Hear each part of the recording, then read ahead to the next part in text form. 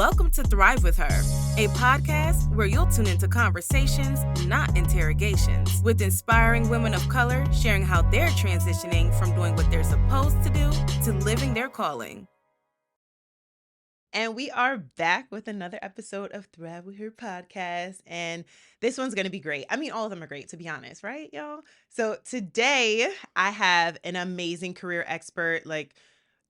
Honestly, as you are listening to this or if you're watching this, go ahead and get a notebook because my guest is going to share so many gems and it'll probably change the way that you view your professional life in a way that you probably have not experienced in a while. So my guest, Isha Cogborn.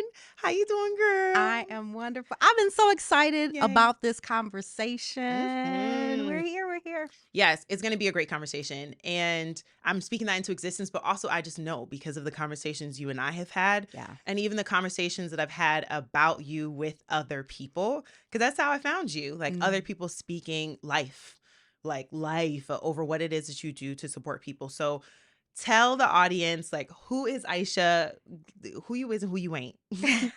That's an important distinction. I love that. Mhm. We're gonna make sure we hit that too. Yay. So I am Gloria and Whitney and Arnie and Mary's daughter. I'm Dion's mama. I am a sister. I am an auntie. I am a cousin. I try to be a good friend to the people who are in the inner circles of my life. Who I am not is somebody that is out here trying to prove myself to people.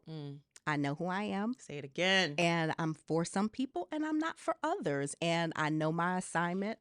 I don't feel like I have to chase every opportunity just because it presents itself or someone else thinks it's a good idea. And I'm not perfect. Yeah. And that's something that I am very comfortable with. And I work every day to get the people that I work with to realize too, because you don't have to be perfect to make an impact. At all. See, why do y'all think?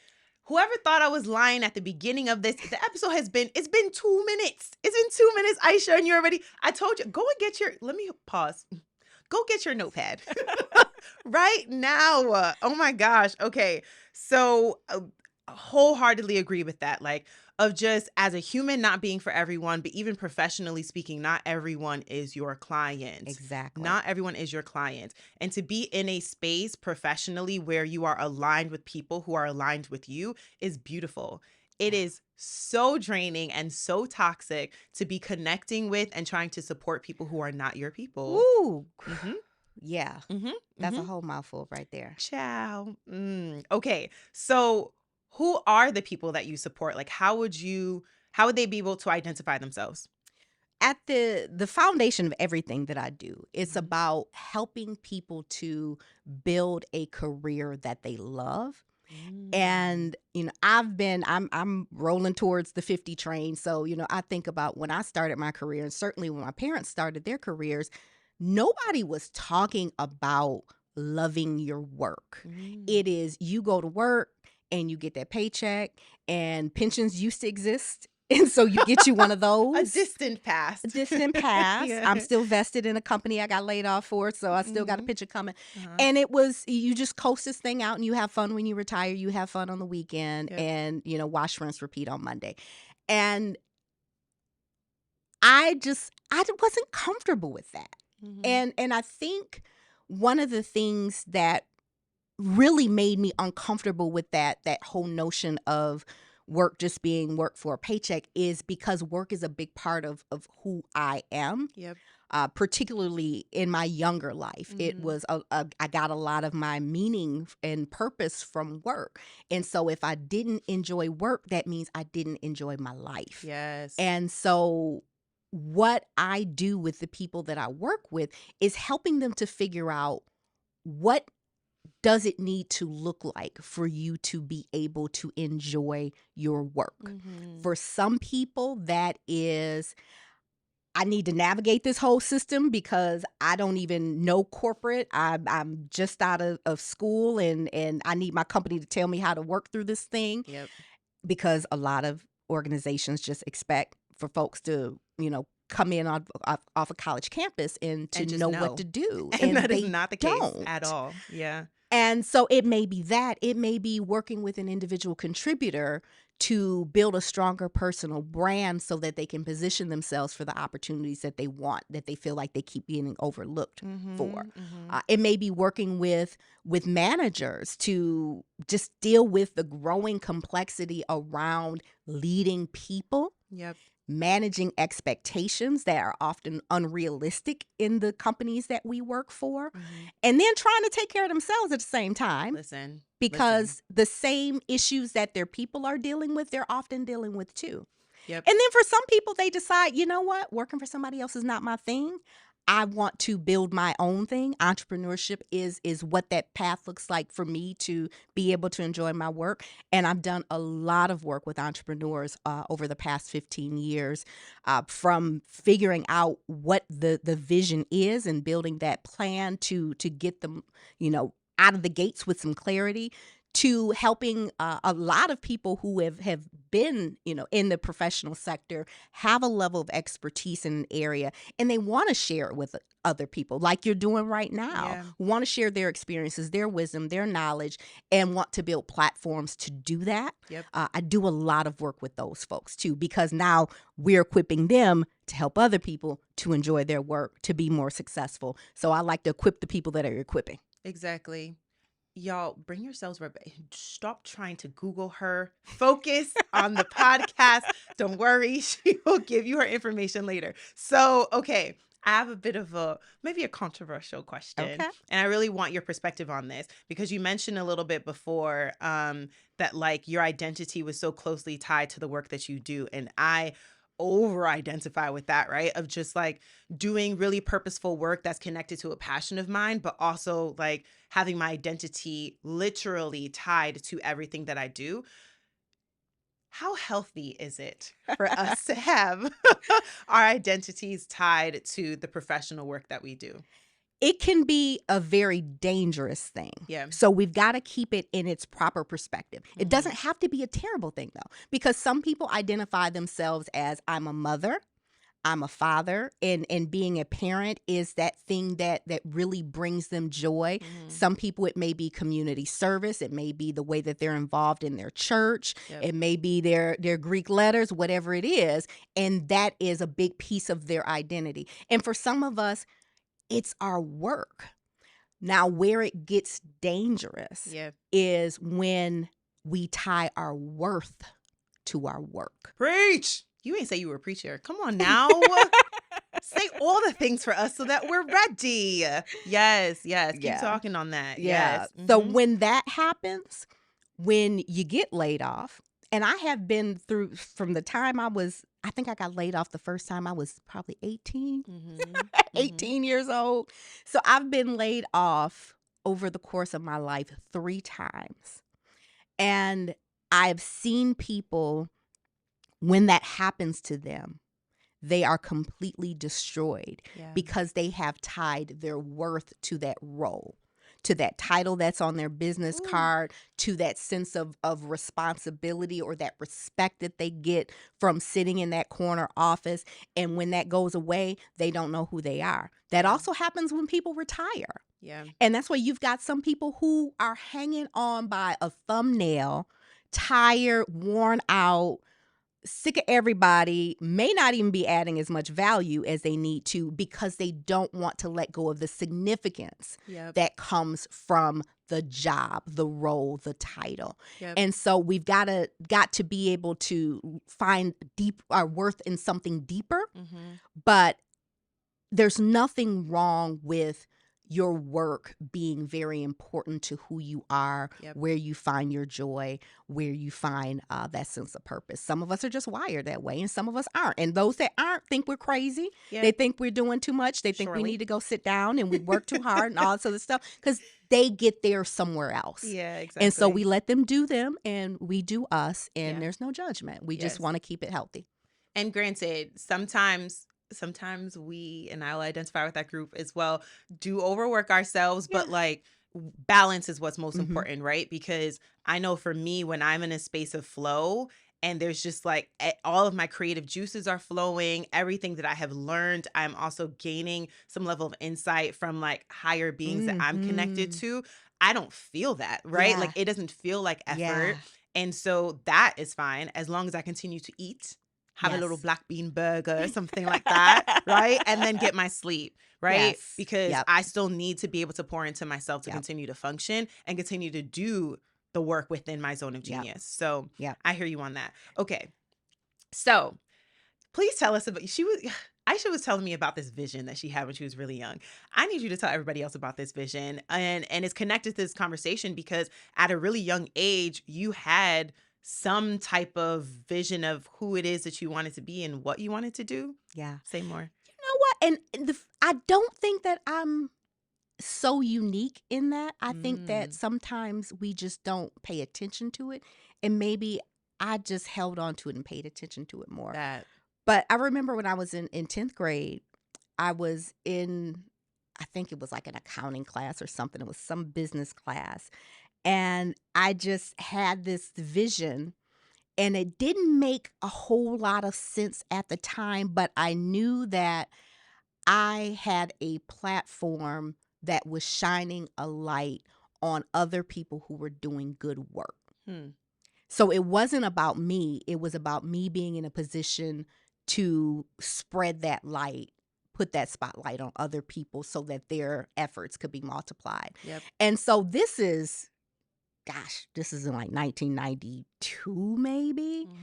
There was no YouTube. There was no social media. There was no build your own anything. Yep. If you had a platform, it was through traditional media networks. And so I decided, all right, well, based on that, then the path must be going into journalism. And so I actually have a degree in broadcast journalism. And then I got to my senior year of college and I realized news is depressing. And I can't do this every day. Yeah. And my folks that do it every day, more power to you.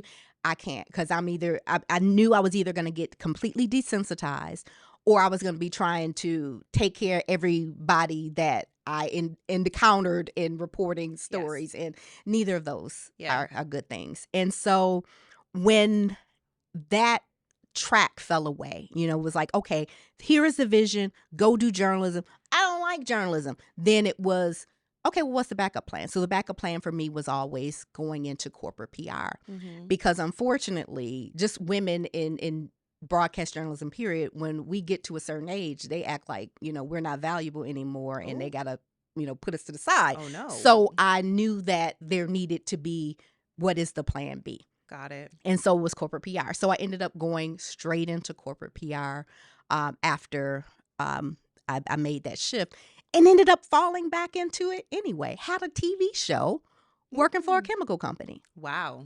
And really? Let me tell you how it comes all the way full circle again.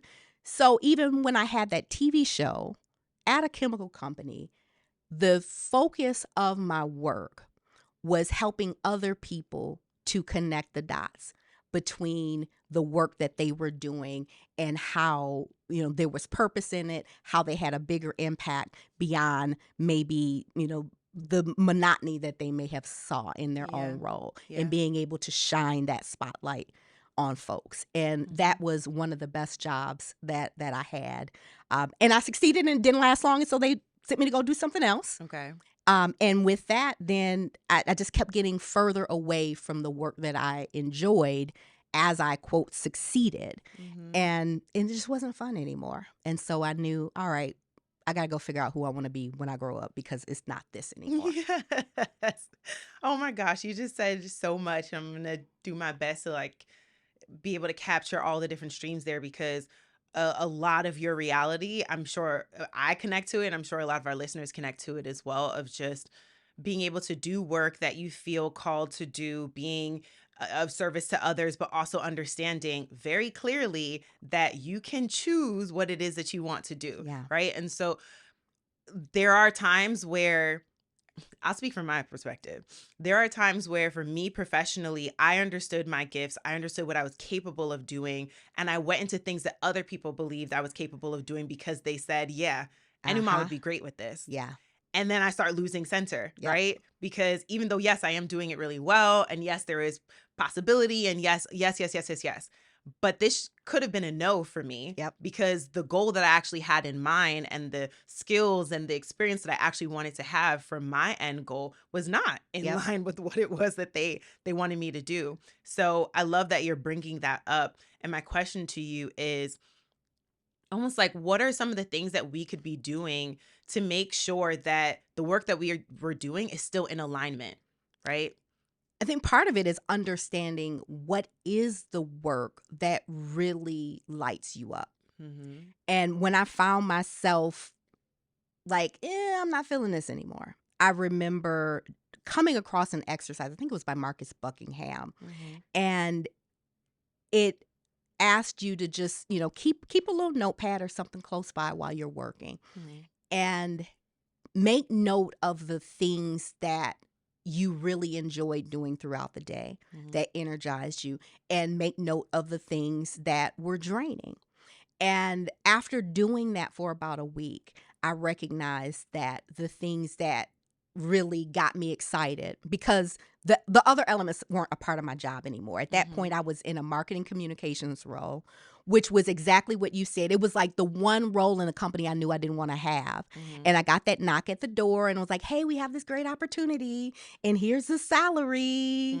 You really want to go do it, don't you? Yeah. And when you're on a certain track, then like, I'm supposed to say yes, even if I don't want to say yes. Yep. And so we often do it to our detriment. And that's Correct. exactly what happened. I said yes, did not enjoy it. And so I'm in this role that I didn't enjoy, started trying to figure it out. And I noticed that the times that I was really energized, it was when people were coming into my office for the most random things unrelated to my job. Like, I felt like, remember like on Charlie Brown, was it Lucy that had like the little counseling stand? Like, that was my office. Yeah. And people always were in my office, and they would start out by saying, I don't know why I'm telling you this, but and it was very senior leaders even who trusted me with some of their fears, their insecurities. And I wasn't anybody. I wasn't in HR. I wasn't the head of anything, but they trusted my perspective, and I loved offering it. And they walked out of my office always feeling like they could go deal with whatever they had to deal with. Yeah. And I realized that was a part of my assignment. And so then I started trying to figure out, okay, well, if this is it, because I started looking for the job. Okay, well, so what's the job that lets me, because I knew I enjoyed speaking. I was already doing a little bit of that. I wanted to speak. I wanted to coach. I wanted to, do these other things, but I didn't want to get a psychology degree. I didn't want to be in HR. And so I was trying to figure out, well, what does this look like? Yeah. And I hired a coach. Valerie Burton was my first coach. And I realized I got to go build this thing. And I never thought of myself as an entrepreneur. Yeah. Some people just naturally have that in them. My nephew was like my nephew would draw pictures and sell them when he was like 5 years old. Like, just true entrepreneurship in his blood. That was not me. Yeah. But I knew this is what I want to do. It does not exist in a job that I see. Yep. I got to go build it. And so that was how I ended up, figuring out entrepreneurship is I got to figure out how to do this thing. Yeah. Yeah. Your self-curiosity is so admirable and so clear, right? Because I truly believe that no matter what you do, no matter how many blinders you have on, your purpose, your assignment will always find you. Yes. It's just whether or not you want to pay attention to Yep. it, and whether or not you engage in enough self-reflection and desire to be curious about yourself Yes. enough to then act on it.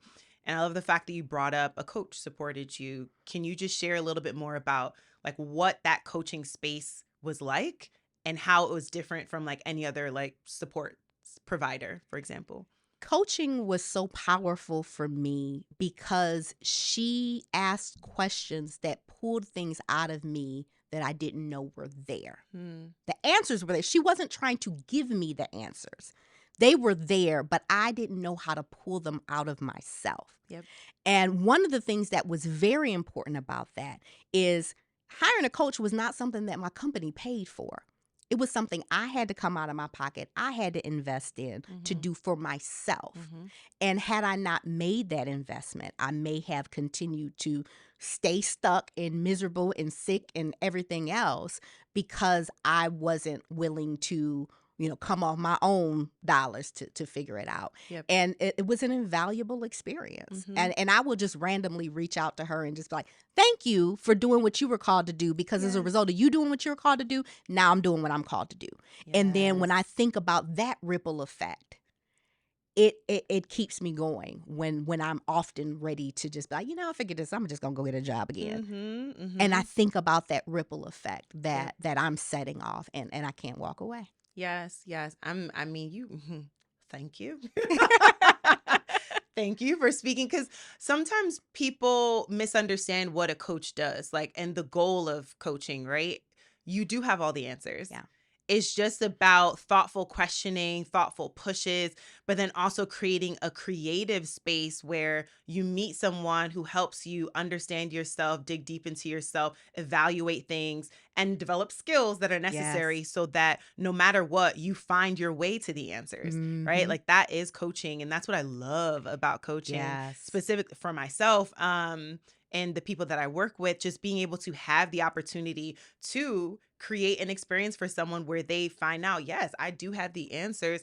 Oh, I have a tendency to engage in these types of behaviors, right? Because it empowers you to then change your reality. Yes. And that's the goal, right? If something isn't working right now, the women I work with are exhausted. They are overworked. They are underachieving.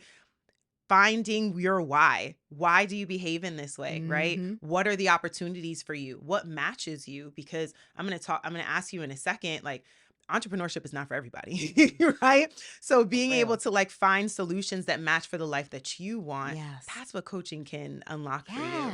Yeah. And that the self-awareness, not all of us have that. Some of us, it's just inherently there. Some of us, we have to build that muscle. Yep. And when we're overworked, when we're busy, when we're stressed out, we don't give ourselves that space to even take a step back and look and say, well, what is going on and how do I change it? And if nothing else, just giving yourself that space to have those conversations where it would not happen if you did not have that appointment on your calendar with somebody that's equipped to help you to evaluate those things. It's and talking to your girlfriends is not always it. Talking to your pastor is not always it. Correct. Your mother, your mom. Oh my goodness, because your parents, the people in your life, they may have all of the best intent for you. Yep. But that does not mean that what they are telling you is good for you. Yes. Because if I followed half of the advice that I got from some of the very well-meaning people in my life, I would be absolutely miserable. Correct. Because it is your life. It's your reality. And then on top of it, these people love and they care about us, but they have their own values. They have their own wishes, their own goals. They have their own levels of tolerance for things too, right? When I decided to be an entrepreneur, my family was like, excuse me, what? We came from Nigeria for you to be doing what? Literally to this day, I kid you not, my mother sent me a job description for a 6-figure role in marketing and communications because I told her, I'm doing the podcast. So for her, she's like, okay, she can speak. So maybe I'll find her a role at a major company where then she could do this because, there's financial stability. And to be fair, there is kind of within those specific spaces, but it doesn't match what it is that I want and how I would feel fulfilled. And that is ultimately what's most important because you are living your life. Yes. I remember I went through a really tough time in my business. I was about 5 years in. And the bottom fell out, girl. I ended up evicted, had to move in with a friend of mine, couldn't get a job even when I looked for one. That had never happened. Yeah. Stuff was just terrible, absolutely terrible. And so I had given myself a deadline. It was like, okay, you've got 30 days to hit this amount in recurring revenue. And if you do not hit it, you got to go get a job. I made some money, but I did not hit that number. Okay. And Then so what then happened? that took the emotion out of it because it was like, this is what we got to do. It isn't about what do you think, what do you feel. No, you're going to do this. And if you can do this and get things sustainable again, then okay. If not, you got to go back to work. I didn't hit that number, so I went and I got a job. I went back to work. And here's the thing, though, that frustrated me. I had a family member that, when I told her I had gotten this job, she's like, oh, I'm so happy because I was praying you would get a good job like the one you had. Clutches pearls. Like, why didn't you pray that my business would thrive? Correct. Wow. Because sometimes people don't even know how to help or how to pray for you because they're doing it through the eyes of their own limitations and their own fears. Correct. And not necessarily what you want or what may be best for you. I'll pause again, or you can just pause the video, pause the whole podcast. Write that down. Aisha, you better write that down on your website. It's something. Don't let nobody take that from you. Yes. Okay, so taking a little bit of a step back. A lot of us have experienced a new version of ourselves or a new mission, or not even a new mission, but a new way to go about a mission because of some unwelcome pushes, like being terminated or, experiencing things based off of Covina or, there so many things have happened in our lives where we are kind of like forced to then experience something different, or maybe even we're being strategic about finding our way out. What's our escape plan? Yeah. Tell us more about a time when this was the case for you and how you even handled that. Yeah. I decided in 2008, the end of 2008, after my brother was murdered. He was 39 years old. And I remember being very frustrated because I felt like, he was a musician. He was in a band. They had gotten signed to, a major record label. I thought he was going to be a superstar. I thought I was going to be rich because my brother was going to be famous and he was going to be rich. And it didn't happen. He had what I now realize were some mental health challenges that led to him self-medicating, that led to some other issues. And he's not here anymore. And I remember being very angry because I felt like he was squandering his purpose, that you could have had this, you could have been this, and you didn't do it. And God held that mirror up in front of my face and said, well, what are you doing? Because you're not doing what I put you here to do. Yeah. You're not using your talents the way that I gave them to you.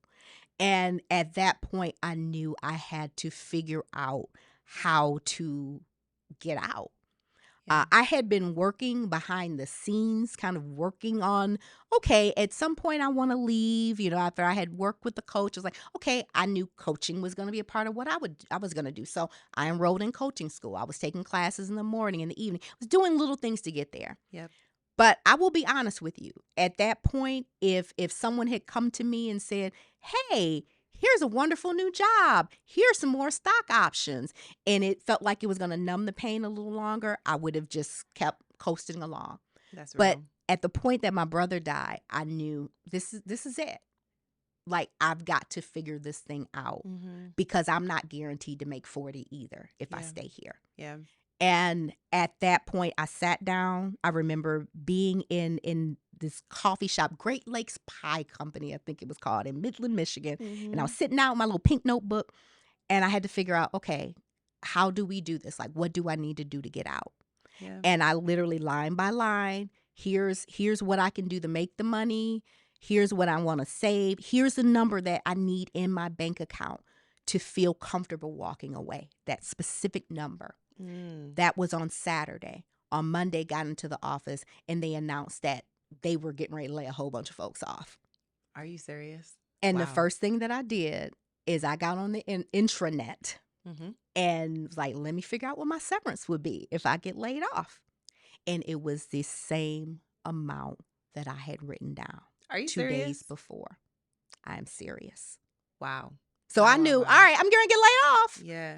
And it wasn't scary. Had I not had the plan, had I not known the number, even in the face of the layoff, I could have gotten laid off and said, oh, I need to go get another job. But I already knew this is my number. So Yeah. this is my opportunity. Yep. And so even though I was already planning, I could have either just stayed in the plan and waited for the perfect opportunity and never put definitives around it to be able to know this is the time, Yep. or just never feeling like the time was right. Because there's never a perfect time. Even though I had that amount in the bank, things weren't perfect. Yeah. There were still challenges, but that push out of the door was the thing that made me finally say, okay, this is what we're doing. Epiphany Institute is now a company. Laid off January 14th, January 15th, order new business cards. And next January, it will be 15 years in business. Wow. Yes.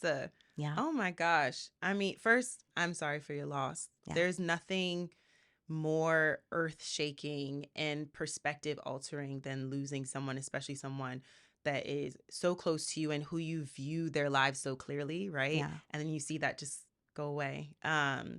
So I'm still like processing that. Yeah. And sorry. And then also on top of that, there's so much in what you're saying, specifically around like understanding that purpose, right, and practice both come together with planning.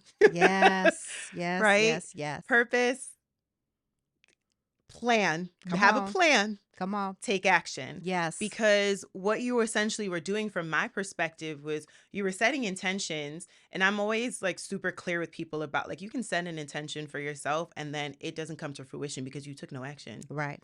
Or you set an intention for yourself and it doesn't come into fruition because what was the purpose of that? Mm-hmm. Right? Yep. And you continue to bring up the fact that you are writing things down. You are coming up with specific numbers. You have specific goals or strategic ways that you're going to go towards something. And if it doesn't happen, here's a consequence that you're going to hold yourself to. Please speak to that even more, because I think that if there's any nugget that people walk away with, it's that action of just like continuing to have a plan. Like, tell us more about that. Sometimes we want to have everything lined out before we do everything. We have to know all the answers. We need to know step A through Z, and all you got is A. Yeah. That's it. That's it. Uh-huh. So you may know what you want the end to look like, and you know where you are right now, and you don't know anything in the middle about how to get there. Sometimes the only thing you can do is to take that first step. So for me, I knew that first step was hire a coach. After I did that, I knew that next step was I'm going to enroll in coaching school. It wasn't I'm going to quit my job tomorrow. It was let me figure out what is the path to get. I did not have it all figured out. Even once I wrote down, here is the number, I didn't know how to get, like, I'm gonna get this many clients. I'm gonna do that. Yeah. How are you gonna get that many clients? I don't know. I gotta figure it out. Yep. But just write down what you do know. Work with what you do know. You don't have to have all the answers. Yep. And if we're talking about entrepreneurship, you are not going to have all the answers, because entrepreneurship is an experiment. Correct. And I don't care how good you think your business strategy is. Life is going to come and test it. Life be lifing. Life be lifing. Yes. So have the plan, write down what you know, roll with what you know, but be okay with some uncertainty. Be okay if things change. Your time frame may look like this, and you may get sick. You may, have to care for a family member, and things extend. It's okay. Yeah. You pick it back up. You work it however you can. Things don't have to be perfect to still have a workable plan. Yep. But do what you know to do. Work with the resources you have. I was getting up so the coaching school I was in was an international program. So I might have a class at 6:00 in the morning before I went to work, or 10 o'clock at night after I'd already worked a 14-hour day and I was tired. But I knew, okay, I'm going to make this sacrifice in this season to get me a step closer to the vision that I want to see come to life. It is going to require sacrifice. Yep. It doesn't mean you have to kill yourself. Correct. I don't want you to be homeless like I was. Say a lot of Some of people on that the was back. my own doing, Mhm. my own mistakes, my own lack of diligence around my finances. So I own my part in that. Yeah. But it is a matter of being able to say, this is a sacrifice. Is the sacrifice worth it? Yes or no? And if it is, you move forward. Mhm. If it isn't, then maybe you need to look at that goal and, make some shifts that will that match the plan and the time and the energy and the resources that you're willing to put in. Absolutely. Absolutely. And that process will show you yourself. Oh, yeah. Will show you so many elements of yourself. And I love the fact that you brought up uncertainty. I'll be honest, uncertainty is not my best friend. I don't even know that man. I've never seen that man before in my life. Like a whole Keke Palmer moment with uncertainty. Oh my gosh. This man. And one thing that entrepreneurship has taught me is that there is a lot of opportunity in uncertainty. Yes. And not uncertainty in terms of like, oh, well, I'm just going to try things. And I don't know. It's not that. It's not a frivolous uncertainty. Mm-hmm. It's more of like uncertainty matched with a level of surrender, Yeah. where it's like, Yes, I will yes. have a plan. I will have a strategic, approach towards doing all of these things, and then leaving space open for what opportunities can show themselves to me. Right. Mhm. I like to say to people something that a friend of mine said to me, which was just, like, he's a believing man. I believe in a lot of different things, but the main thing that he was saying to me was just that for us to think that what we can create is anywhere as great as what God can create for us is Aw. ridiculous. Yeah. It's ridiculous, much. right? Like, okay, that's all you want? Like, Yeah. literally, I have to keep reminding myself of just, that's all you wanted? Okay, because I was going to give you all of this. But if that's all you want, I mean, fine, go ahead and take that, right? Yes. Like, that energy is so important, because there, even just in the past couple of weeks, just speaking on things that I want to do, that I am doing, has just unlocked doors and opportunities, and even just perspectives that I could not have planned for Yeah. in any way, shape, or form. And they were Yes. not a part of my strategic plan. Yes. They are moving my strategic plan further Mhm. significantly. Mhm. But that there is opportunity in Yes. uncertainty for Oh, sure. yes. Okay, so here's where we get into it. A lot of the work that you do, that we both do, we are helping professionals. And so we are of service to others. Mhm. Typically, as women of color, we can serve others way more than we serve ourselves, right? And then we get imbalanced. Mhm. And especially if the work that we do is so purposeful, is so aligned to something we feel we're called to, it can be hard to find that line of just Yeah. like, yeah, but you don't need to save everybody. Don't save her. She don't want to be saved. Mhm. Mhm. So what is the work that you are doing within yourself to make sure that, yes, you are of service to others, but the well that you have is still being filled? Yeah. Yeah. A part of it is that knowing that, and it's what in the beginning when you asked me, who are you and who are you not? Mm-hmm. Knowing that I'm not called to everybody, Mm-hmm. that's a big piece of it. Yeah. And when I started my business, this was one of the things that was really detrimental to me in those first few years, is wanting to help everybody and giving it all away. Yeah. And I would give it all away to the point where people would say, okay, thank you. I'm good. I can run with what you gave me in this free consultation, and I got enough stuff to work with for the next 2 years. Thank you. And then they go off and give somebody else their money. Yes, exactly. And I had to pull back from that and look for other ways that would still fulfill that desire to be of service, Mm-hmm. but not to the detriment of my own livelihood. Yeah. Because I eat off of this. Yeah. So there may be things that I give away that are not connected to how I eat. Mm-hmm. And when people invest, then I may decide to give a little more. But I have just, even in the way that I live my life, I've created some boundaries that allow me to keep things in balance, even just around my schedule. Mm-hmm. Like I only coach on Tuesdays and Thursdays. If somebody wants to do lunch, we can do lunch on Wednesday or we can do it on Friday. Like those are only two options that are available. Yep. And being able to just limit my touches on things, let me remove myself out of the process of having to figure things out as much as possible. I have an ADHD brain, so I don't do well with just a whole lot of having to manage a whole bunch of things. And so I have to keep things simplistic. Yep. And I give myself permission to do nothing too. So on Saturdays, you will typically find me on the couch, binge watching something on Netflix. And you will hear people that will say, well, if you're not making $1 million, you shouldn't even be watching TV. That can, you do you. You right. You do you. If that Right. works for you, that's great. That's a part of me just allowing that white space in my brain and that creativity to be replenished by watching things or experiencing things, going to a Broadway show, whatever that is.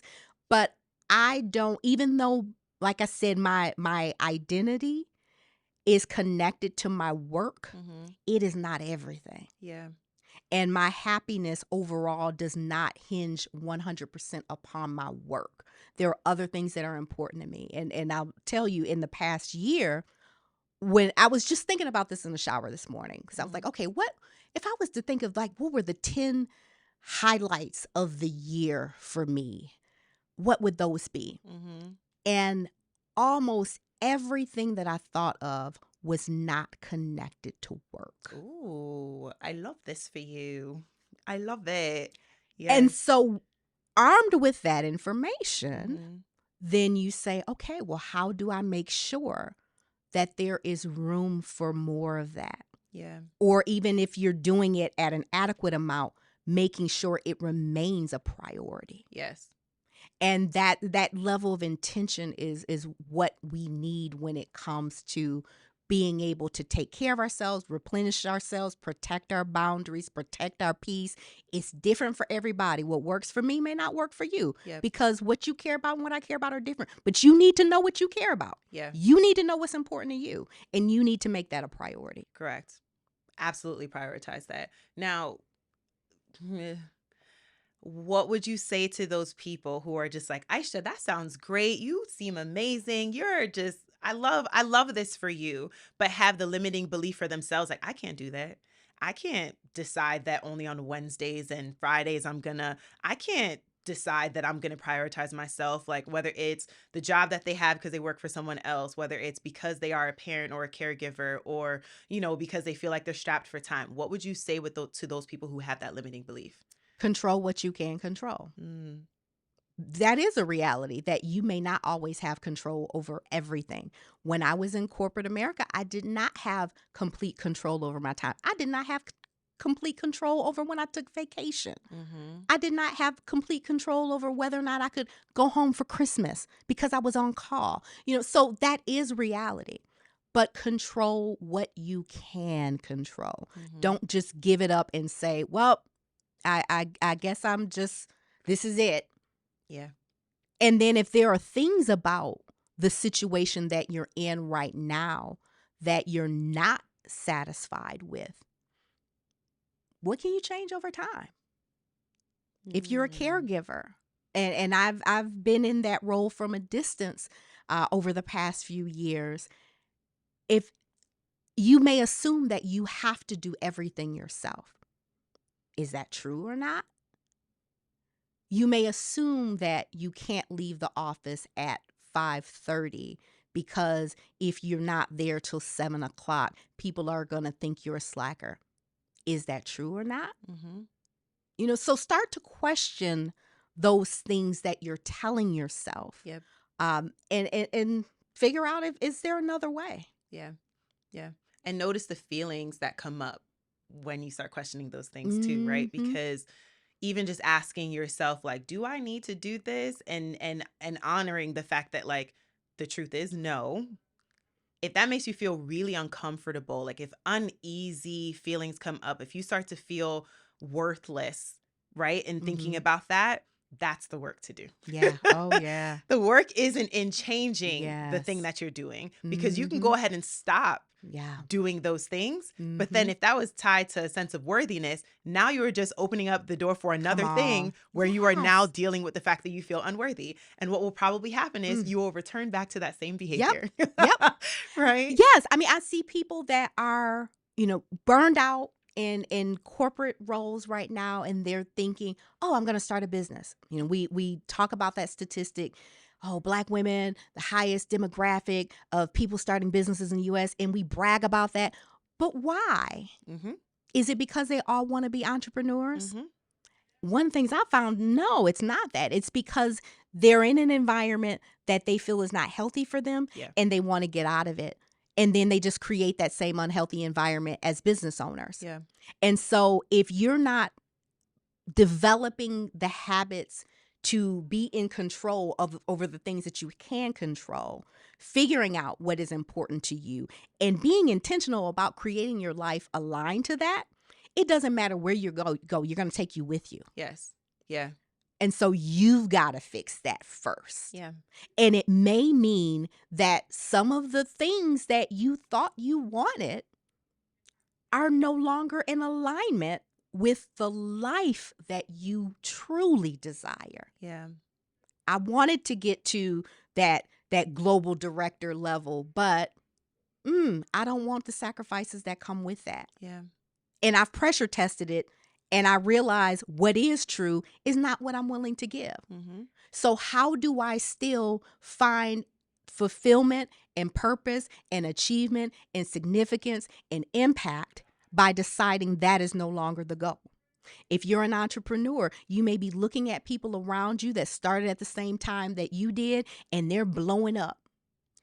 And this happens for me. I look at some of the people I started in business with, and they're multimillionaires, and they are doing it, and I clap for them. I'm proud of them. No jealousy, no judgment, because they were willing to do some things that I'm not willing to do. Yeah. And I'm okay with that. Yeah.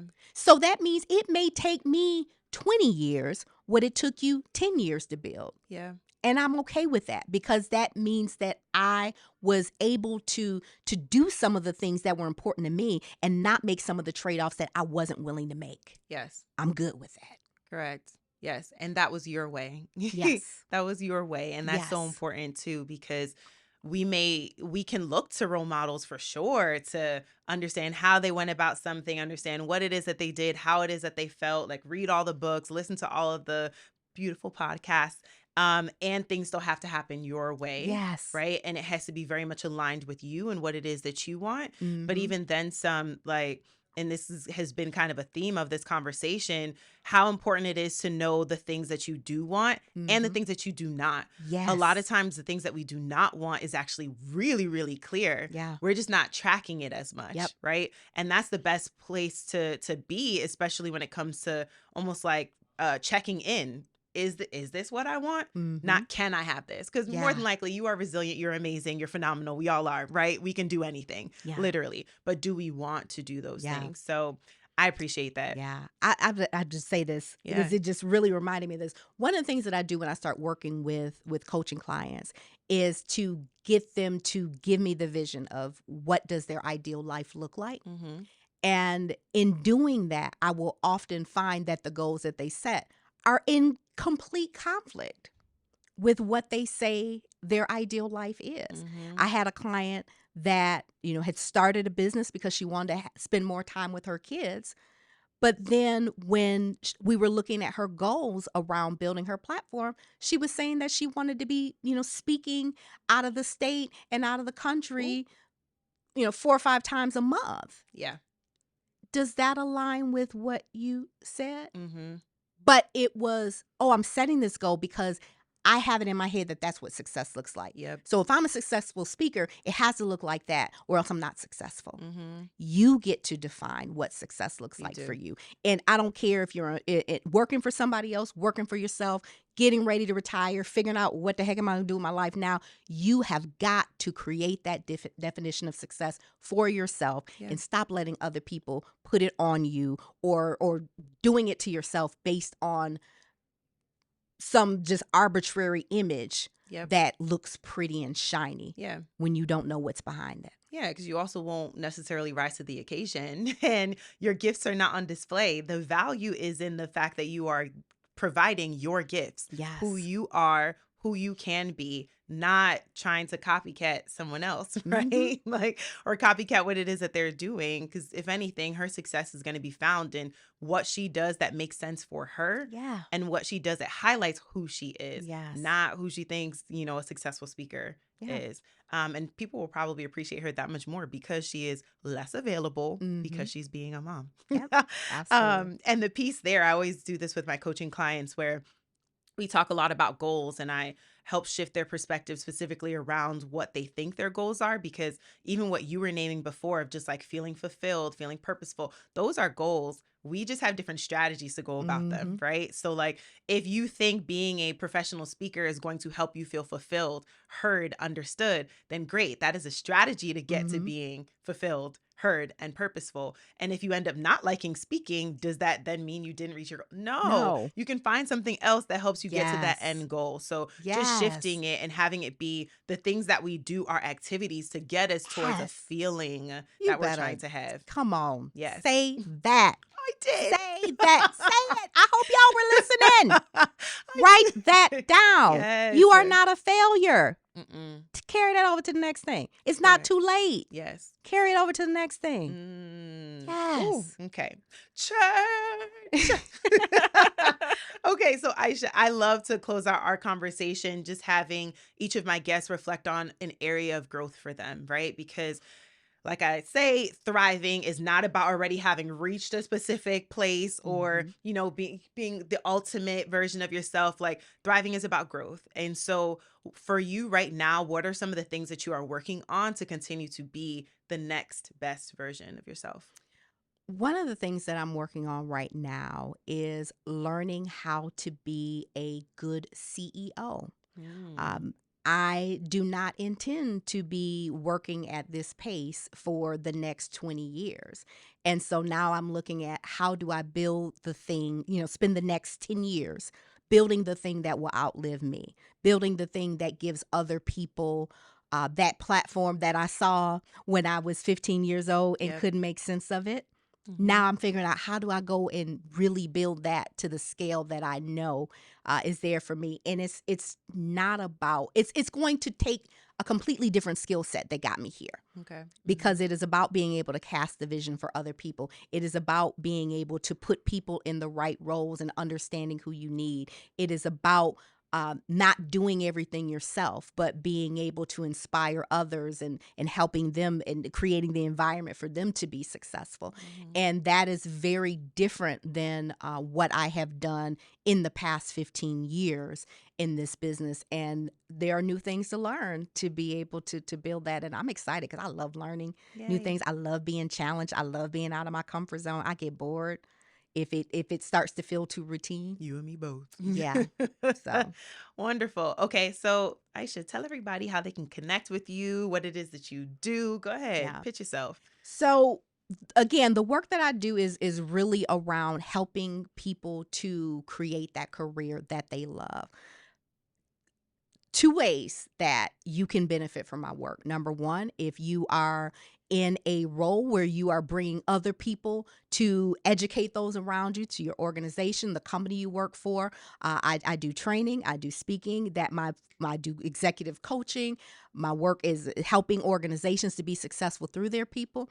If you are an expert who says, I got to give away some of this stuff that I have to other people, I would love to work with you to figure out what that looks like on your terms. And so the best way to connect with me is if you just go to coachaisha.com and that will give you all the links to everything that I do and ways to connect. And of course, I'm on your socials too. Yay. Okay, so I'm going to put all of Aisha's information in the show notes. So please feel free to reach out to her if she has spoken to you. Y'all, I told you this was going to be a great episode. Aisha, I am so grateful for you. Thank you for just like blessing us with all of this perspective and then also being a model, a vision of some of the things that we know we want to do to create balance and also to just be aligned in our professional lives. Well, thank you for Yay. this platform that you've created, because it's literally going to save some people's lives. Literally. I received Because that. people are stressing themselves into early graves. Facts. So thank you for doing this. Facts. We gonna do this work, girl. Yes. Yes. Thanks, y'all, for tuning in to another episode. Y'all, that is another episode in the bag. Wow. My conversation with Isha still sits with me, like literally to this day. And I'm gonna keep having these conversations with inspiring women of color. So be sure to subscribe so that you can catch the next episode. And feel free to leave me a review. Like I said, I promise I will read it. But before you go, I have a thought to share. Now, I don't know if y'all watch Disney movies. I definitely watch Disney movies. Recently, I watched Frozen 2. Yes, I'm about to bring up something from Frozen 2. So I watched Frozen 2, and there's a moment where Anna, right? I think it's Anna. Yeah, Anna is trying to navigate through a specific situation, and she's not in touch with her sister, who is normally the person who is a guide, inspiration, just kind of like sets direction and focus. And she just has to figure out how to get out of this like moment of despair, dark place where she's lost, right? And it made me think about kind of like what we've been talking about lately of just like being Delulu, but I'm not gonna call it Delulu, I'm gonna call it confidently lost. There are so many moments in life where we can navigate different situations, whether they are professional decisions, personal decisions, whatever it is, from a place of like being confidently lost. Because in that moment, she starts singing this song, and part of the song brings her to the point where she says, just do the next right thing.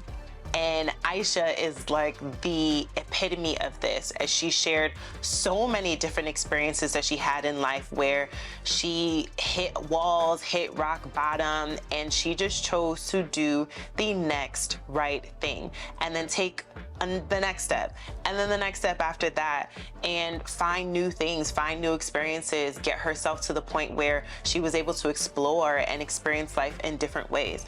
And that's what I'm going to push us all to do. I'm including myself, of just moving through the world with that disposition of just being confidently lost.